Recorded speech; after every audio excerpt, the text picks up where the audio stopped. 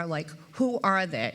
What are the attributes that they have? What are the things they love to do? And all the myriad things that they could do with that.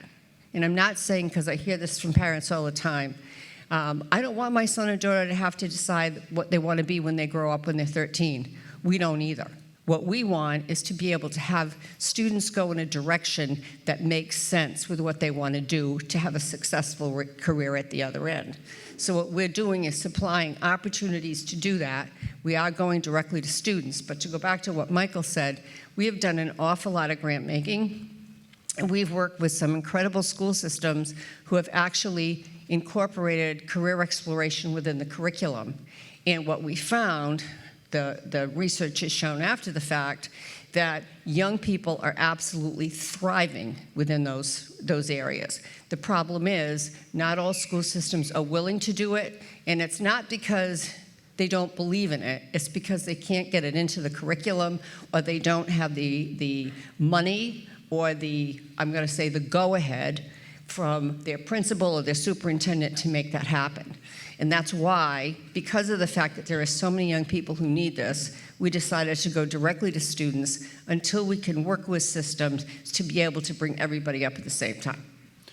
It's so interesting to me, just because this is the positive side of, there's another Jean out there that you know that would be skeptical of cell phones, and you've made it such a positive opportunity for individuals to really build this awareness and been so demand-driven on them pulling it into their lives. I want to switch, Jean-Claude, and then obviously you can both jump in and we can do more of a conversation after this, but let's switch gears now to high school, where a lot of the conversation perhaps has been, you've done some incredible work. I was telling you, I was reading up on you, and this guy, when he was a school head about 2 decades ago in New York City, turned around a high school that was more focused on jewelry making into high-tech careers at the time. And when I was reading about it, it's not only such a success story then, but it reads like such an innovative success story for now as well. I'm curious what other models are out there that you're getting really excited about that's building that career exploration and muscle for students in high school. Michael, thank you. You know, there's a lot happening in the space. A few weeks ago, down the block at the Marriott, one of our superintendents, David Miyashiro from Cajon Valley, held a conference where we brought 500 educators. Mind you, this is a district, it's an elementary school district, and the focus was on the world of work. Think about that. And the focus on thinking about the lifelong trajectory and the lifelong well-being and economic security of young people and the work we have to do today. So what I'm seeing, to your question, Michael, are the kinds of experiences that are not just focused on high school or K-12, but focused, frankly, on this idea of lifelong. So P-Tech is one example, if you're familiar with the model. It's across Texas. I built 5 of them in Chicago when I was CEO of schools in Chicago. In New York City, I was part of creating the first P-Tech. But if you take a look at that model, it brings together industry, post-secondary, and secondary in an ecosystem work, where the curriculum is dynamic. A level of dynamism exists where it's constantly updated and stays current. But more importantly, what again, with the World of Work conference and this kind of work we're seeing is a focus on the transferable skills, not just the technical skills. You think about the ways in which the world is changing, what's valued today, are the kinds of skills that we frankly don't even measure enough or even know how to measure, frankly, that are the ones that create success. So P-Tech is one example. Another one, for example, I've seen at the College Board adopted includes the idea of engineering within the high school program, Project Lead the Way, if you're familiar with that particular model. But again, but more importantly, when you look at ways in which you can create dynamism is important. I'll give you one last example.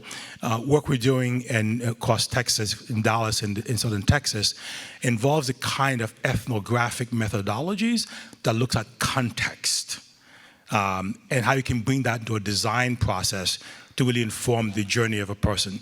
I don't know about your professional career, think about that for a second. I tell people when I walked into undergrad, I was a biology pre-med student. It's not what I'm doing today. But I've been able to have a kind of controlled meandering, I call it, right? With building credentials along the way and thinking about what his next steps are for me. Many of us go through that.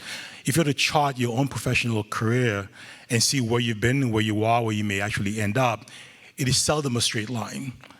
So the work-based experiences, bring opportunities to young people so they can see and understand what exists, has to be a big part of whatever model we actually develop. So I want to actually double click on that, because that wayfinding, I think, is so critical, and people realizing that experiences beget other experiences and so forth, and the social capital that you build through that.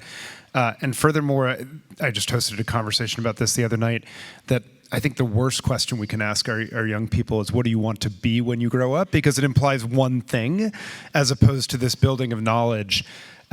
The other thing I hear you saying, Jean-Claude, and just to stay on this for a moment, is that really these places are coming together to put the experiences in the academic learning itself and sort of tear down those siloed boundaries. Like, I also think of, companies like Ripen or Parker Dewey that do this at the higher ed, where they bring real projects from industry and put it in the actual learning itself. Is that the common denominator of this? And like, how do leaders start to do more of it so that any student, regardless of where they're in school, starts to have access to this? Absolutely. I want to double click also on what Jean said about this idea of the integration into the curricula, or the pedagogical practices. We have a structure, or there's a structure called computational thinking. You may have heard that expression before. National Science Foundation is doubling that on that. The Robin Hood Foundation in New York was an early funder of this kind of effort. You think about the skills, not coding, not learning Java or C++, but think about the kinds of skills often associated with STEM careers, like pattern recognition, right? Can you make sense of data? These kinds of stuff that can really apply to any field of study. We talk about making sure we teach that explicitly in schools, but to tell a teacher, go ahead and teach that, it doesn't work. But embedding it and integrating it into the fabric of the curricular structure. What we say, for example, is, what does that work-based experience look like Monday at 9 a.m. in science class, history class, ELA class, math class? That kind of deliberate integration is the work that we have to do with school districts. So you make it transparent, then the pedagogical practice has to follow as well. So it is not by happenstance, but deliberately integrated. So in CT Pathways, computational thinking pathways, for example, the National Science Foundation has been funding a lot of this, and through Digital Promise, about a dozen districts. One of our flagship is Talladega County in Alabama. We're going to go there Monday with 300 people to come see what it looks like in practice. By the way, the high school graduation is at 95%. It used to be 50% only about 7 years ago. But that kind of deliberate integration into the fabric of the curricula and the pedagogical practice is what you see in a place like Talladega County in Alabama, where now you're seeing kids experiencing that from elementary to middle to high school, and ultimately when they go on to post-secondary education. But that's the work. It's not just saying, go ahead and do it, but build it into the core fabric of the work that happens every single day in our schools. Little known fact, that Robin Hood venture is something that I started, actually. So I'm glad to see it paying dividends. But Jean, I want to turn to you, because related to this is this concept of work-based learning, or what you often call is the test and try. Yes. I'd love you to unpack that phrase and just tell us why this is so important and perhaps undervalued in the traditional system. I think that if we do our jobs right, and we can really have kids be able to self-identify interests and passions and attributes, and help kids on this journey figure out what looks appealing to them, if you give them an opportunity when they're in high school to be able to go out and try it out, like an internship, practicum, shadowing someone, a whole host of experiences, kids can find out a lot about, will this work for me, or won't it work for me? And so we talk a lot about testing and trying, because we're really hoping that by the time someone leaves high school, they feel confident that they're going to make the best choice about what's next.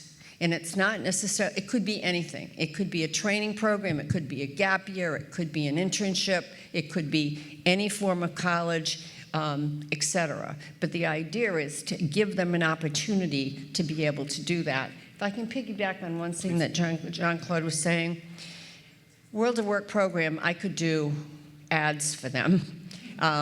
We gave them a grant early on to allow them to bring their philosophy of how they integrate exploration and the notion of testing, trying, and relevance within their school systems. They brought it up out to 8 more schools in their district.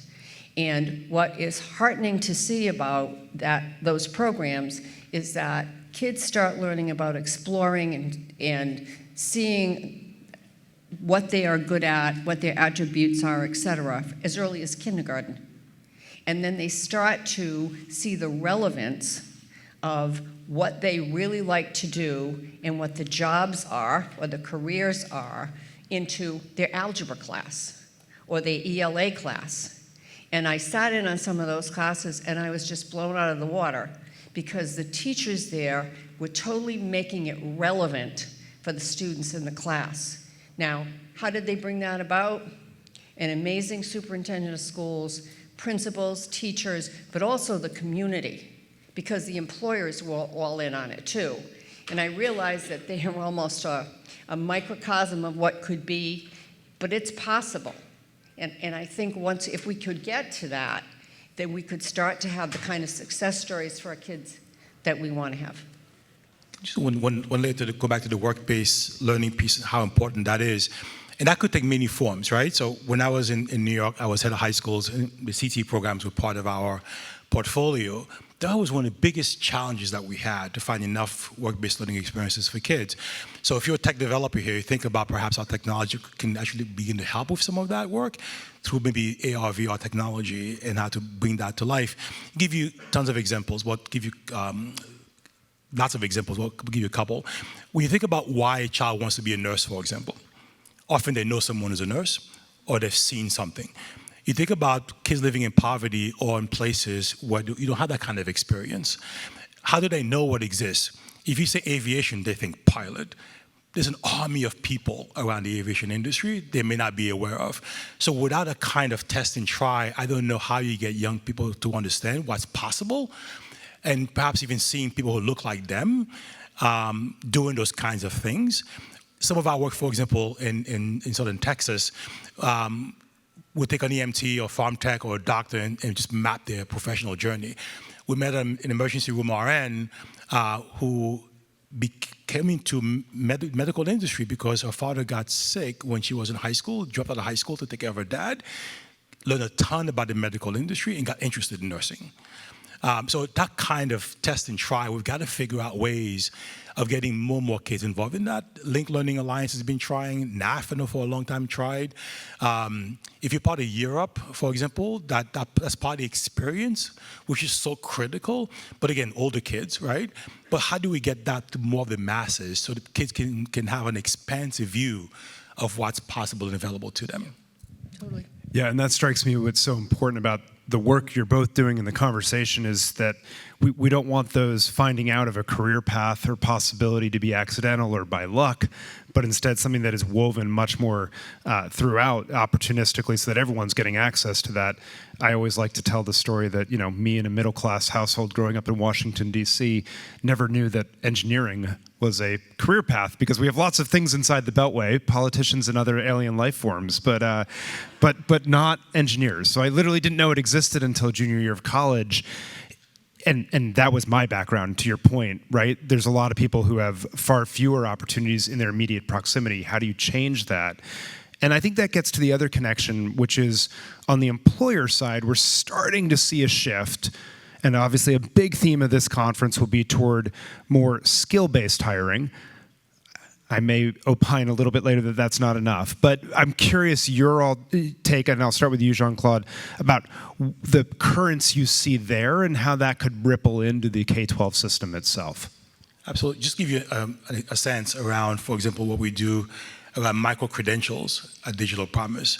So for a long time, the interest was on the adult worker, 25 plus. Our biggest customer for a long time has been teachers. Using MCs as a way to move career ladders, etc. The push on us now is to think about age 13 plus, by the middle schools, to begin to collect these credentials much earlier on, competency-based, demonstrated, right? Verified credentials is what we're seeing right now. The push is on the sector to get much more aligned to this idea of, again, what I call, again, controlled and deliberate meandering, collecting and making sure your badges or your MCs make sense to whatever career you actually want to pursue. So skills-based is there. It's moving into competency-based education in the K-12 sector. But I want to go back to this idea of transferable skills. Can you work on a team? Can you show up on time? How do you demonstrate that? How do you measure that? Is the other push. America Succeeds, if you know the organization, talks about durable skills. That is now the focus of employers. And the question for us is, how do we actually now codify and measure? America Succeeds is on probably the most of any org that I know of around this particular body of work. I'd love to actually hear more on that in a moment, but I want to switch to you, Jean, on this, which is that we see, given the move to skill-based hiring, given the move to competencies and not just the academic ones, but these durable skills and so forth, where do you see young people getting the experiences to build these different skills? And then we've sort of talked about how they can realize that there are different career opportunities and start to figure out what they like about them and stitch together, but where are they getting the skill acquisition opportunities in the first place? I think it's got everything to do with the opportunities that we can build in to either systems, school systems, or in our case, through our digital programs, we are inviting students to go out and connect with our partners who are offering internships and work-based learning opportunities. Certainly, we need armies of employers to be able to do that, but we are building a network of those folks so that that can happen. I think the other thing that we absolutely have to keep in mind is that there are so many jobs right now in this country that are not being filled, and employers are taking they're shifting their mindsets to understand that in order to get the jobs that they need filled, that they are going to have to change up how they go out and ask for, which is why the whole skills-based learning is becoming so prominent. And I'm not suggesting that skills-based are the only things that you should be looking at. I totally agree with you, Michael. But we have to be able to think about how can we work with employers to help them get the things they need, but also give our students the things they need to be successful in those roles. So add one layer to it on the skills-based hiring. So there are places where this has been happening for years. Think of aviation. I'm going to go back to pilots, for example, right? You can have a student pilot, private pilot, instrument pilot, commercial rating, and for every plane you fly, 737, 475, 76, you need actually a credential for that, and all skills-based. It's not going to university and say, I have a bachelor's degree, I'm going to fly a 737. That doesn't work. You have to demonstrate that skill to an FAA examiner. I'm a commercial pilot. This is where all this is coming from.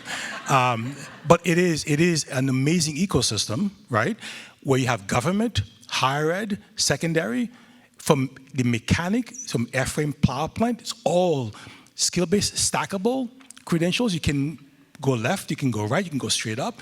It is a beautiful, well, because we can't accept failure in that system, right? And then you have the NCSB that's on the back end watching, right? The fact is that it's an ecosystem built by government that really focuses on this idea of skills-based hiring, and you cannot move in any direction without demonstration of those particular kinds of skills, and they're well-defined. So Paul LeBlanc, president of Southern New Hampshire University, has made the observation that the closer you are to life and death professions, the more we require certification and mastery-based things like that. And the further away we get, we sort of go to these more vapid, if you will, demonstrations. But it calls into question, Jean-Claude, how are people going to show and display these competencies and bundles of skills that they accumulate over time in your view? There's obviously Mastery Transcript Consortium is in the audience tonight. Like, there's a lot of these sort of efforts. How do you see that space evolving? And we love the folks at Mastery Transcript. So Michael has been obsessed with this idea of the learner employment record. In some circles, like ETS often talks about the comprehensive learner record, the CLR. I prefer the LER. And the US Chamber Foundation has been leading this effort through the T3 Innovation Network, which has commerce, school districts, a bunch of us working on this idea of creating a vessel in which you can carry these credentials. So think of LinkedIn with verified credentials, right? Is probably the best descriptor of that. But it's a record that you carry through life, like your health record, that can potentially give agency and ownership to the individual, not the institution. Think about that as a paradigm shift, right? But think about a place where you can put your badges and collect your credentials. You can think about 5 years ahead, I want to be able to do that. And how do you actually get there? You look at the stackable credentials you can actually get there. Or within your particular industry, you see an innovation happening. Give you an example. Go back to aviation again. Look at your average plane. They have these little wing tips on the edge that go like this, right? That saves a ton of fuel. That's why they're putting them on, by the way. And about $500,000 a plane to put on. And they can't find enough technicians to do that. So if you're an airframe mechanic, you see this happening here. So, oh my God, I can double my salary, can go up by 30% of my salary if I can demonstrate this competency here. So I'm going to take the courses, do what I got to do, demonstrate, and I move in that direction. But you think about how a vessel that carries a credential will allow you to be able to collect and see. One last important thing. One thing we talk about a lot is this idea of learning transitions. Think about when you learn the most, or you pay attention to your credentials the most, is when you're shifting careers, getting married, moving states, getting divorced, whatever it may be, right? Those transitions is when you can step back and say, wait a second, where's my resume? Do I need to update my resume? You see layoffs happening, right? That's when you begin to amass. Very often we are scrambling to find these things. Oh my God, I never got that letter of recommendation from my last employer, right? But if you have a learner record that's digital, you can collect those things anytime, as long as they're verifiable, they're machine readable. You can put them in these wallets. And then we're watching that kind of innovation beginning to happen at the state level, sometimes through the DMV, as a place where actually starts. Colorado, I believe, is about to be doing this. So that kind of vessel holding is where you can begin to look at what's available, or perhaps a group may push for a particular credential, like an employer can say, I need a credential here, and these are the competencies I'm looking for. The third-party intermediary actually help create it. And they're not, the ones we have, for example, with teachers, they're like $70. They're not expensive. And in some cases, they're free to actually collect. But that kind of vessel holding, I also think, and again, this is my obsession, is a Trojan horse for bringing competency-based education to K-12. We've been trying this for a long time. This is a way, perhaps, for us actually doing that as a way to put those things together. Super interesting, because then in other words, the renewed emphasis on career technical education actually could be the pathway to doing this more durable set of changes. And it occurs to me your observation about transitions being the spark where people start asking and looking for new solutions. It sort of calls to mind, Clay Christensen used to always say, questions create spaces in the brain for solutions to fall into. And without a question, you're not ready for those places to find something. Something you said, Jean-Claude, called into question another thing, which is if we start to see this ecosystem, we could see a lot more badges and micro-credentials and things of that sort. I see my friends from Big Picture Learning in the back of the room. They have their international certificates now. And you know, a big piece of that is having assessments behind that are valid and reliable and sort of stand behind these credentials so that they have real value of, you know, and can do these things.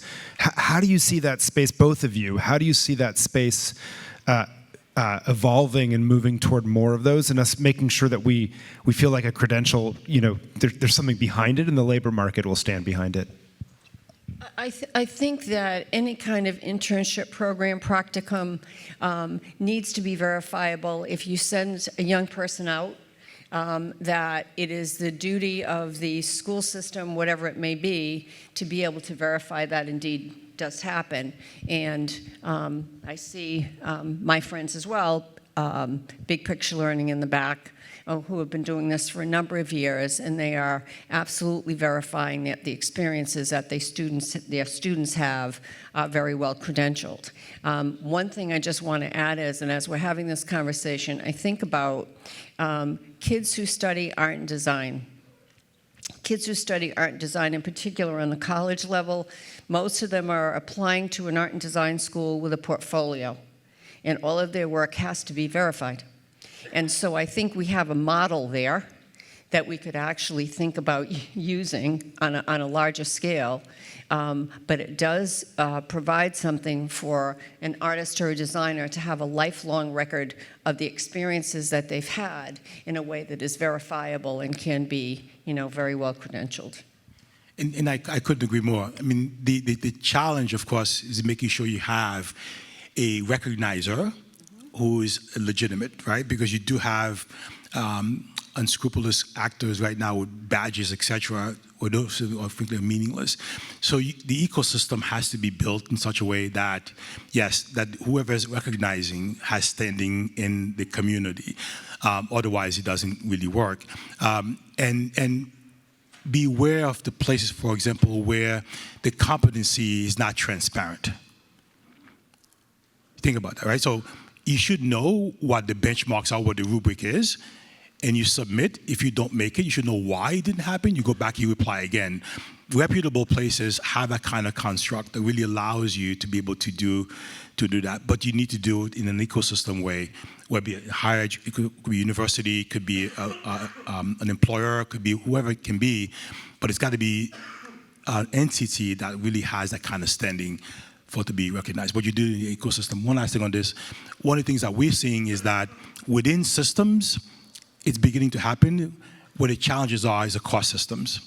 It's becoming more difficult. One example where we're seeing some good things happening, go back to Dallas County, for example, with the Green Light Project, where they have the K-12, higher ed, and employers in one ecosystem working together. But for it to work, you need a group like the Commit Partnership, which is a collective impact organization that brings the ecosystem together, where it's forced and pushed. Without that kind of, again, ecosystem play, it gets very, very difficult. Yeah, it strikes me that part of this is that industries, when they sort of reintegrate how they work, you tend to get proprietary solutions in the first place because you don't know how these things fit together, and then they modularize over time to lead to scale. But we always want to rush that stage in education, and it turns out it's difficult to do. But it does call the question, this is a lot of new credentials. People's parents, even that have had advantage through the system, won't necessarily know how to navigate it. People without it are going to really be challenged to navigate. What's both of your view on how learners are going to navigate and the support that they will get, and from where in this new world you're describing? I think as far as our solutions are concerned, we are staying with students every step of the way to be able to show them exactly how what are the things that they can trust, what are the things that they cannot trust. We're also doing some work to basically create I will say, a repository of authenticated work experiences, what's good, what's bad, what's not, that basically allows students to be able to go in and look to see exactly, if I want to look at a particular test and try opportunity in this space, which are the best ones, which are the ones that that would be better not to be explored. And I think because of the fact that parents are very, very involved in this whole process, that it's an opportunity to pull them in at that point to be able to help them with this. And there are other organizations that are doing this. I see Eva Mitchell is here from the Coalition of Career Development, and we are also working on opportunities to be able to make sure that those kinds of opportunities are very well credentialed, particularly by industry members who are part of the coalition. Just add one layer to what Jean just said. The career guidance, or the guidance, student guidance, takes a whole new meaning here. And especially, I keep thinking about like the high school I was principal of. A lot of those kids grew up in poverty. They don't have the middle class infrastructure to support the work that they actually need to do. So how we think about that in helping a young person develop the agency to be able to navigate, or the navigational skills to navigate, I think is a critical component of all this. Without that, frankly, that layer, then you still are creating a system for the middle and upper middle class kids. Yeah, it strikes me that building of agency in very deliberate ways, which obviously Brooke has worked a lot on as well through the habits of success and building blocks work, but is incredibly important. And then the second thing, the test and try, I know we've mentioned it a couple times, but I want to hammer it like one more time for folks, because my take in reading on this is, I get an idea that excites me as a young person. Maybe I learned it in the world of work or something like that.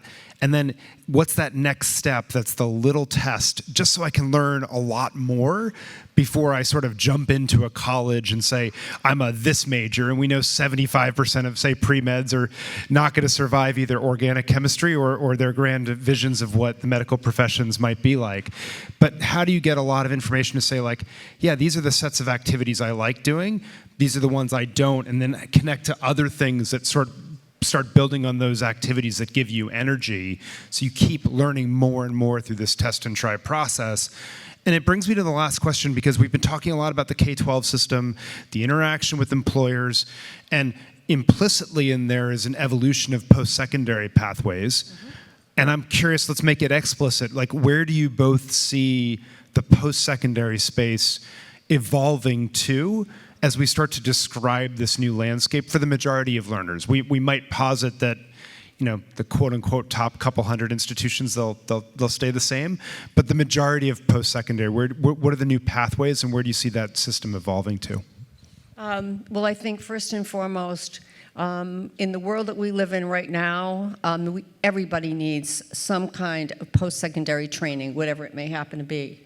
And so I think that those institutions who are, I'm going to say, going with it, they can see the research shows, and the way our economy is going and the way businesses are going, those institutions that adapt to this are going to be the ones that are successful. I think we are living in a time right now where families are questioning the return on investment for higher ed. They are also looking for, it used to be that you went to college for a whole host of things. More and more families are looking for a career at the end of that college experience. If that is indeed the case, then we have to do more to have our colleges at least give some kind of aspect to that. I can be on both sides of that conversation, because I think college gives you a heck of a lot more than just that career. But nonetheless, with college prices being the way they are, I am not the least bit surprised that families are looking for that. So you talked about Paul LeBlanc at Southern New Hampshire University. Those are the kinds of models that are working. Walden University is much the same way. 2 minutes. So those kinds of institutions are the ones that are really adapting to what the population is asking for, and what I think we're going to need going forward. And I mean, you have it here. ASU, I think, is Michael Crow's leading that revolution, I think. Nationally, I really redefining what post-secondary needs to look like. At the same time, I'm watching also employers or industries changing what's happening at universities. I mean, like Boeing, for example, will tell any engineering university, if you're not doing what I need, I'm not going to hire graduates. So there's going to be this kind of push down on college universities. I agree that the top 50, 75 won't change immediately. But as we build a kind of tenacity in young people to navigate, to demand, and industry is also demanding, you're going to begin to see shifts in the industry. Well, I think we will wrap up with those thoughts, and just join me in thanking Jean and Jean-Claude for navigating us into this conversation over the next few days. Thank you. And thank you, Michael.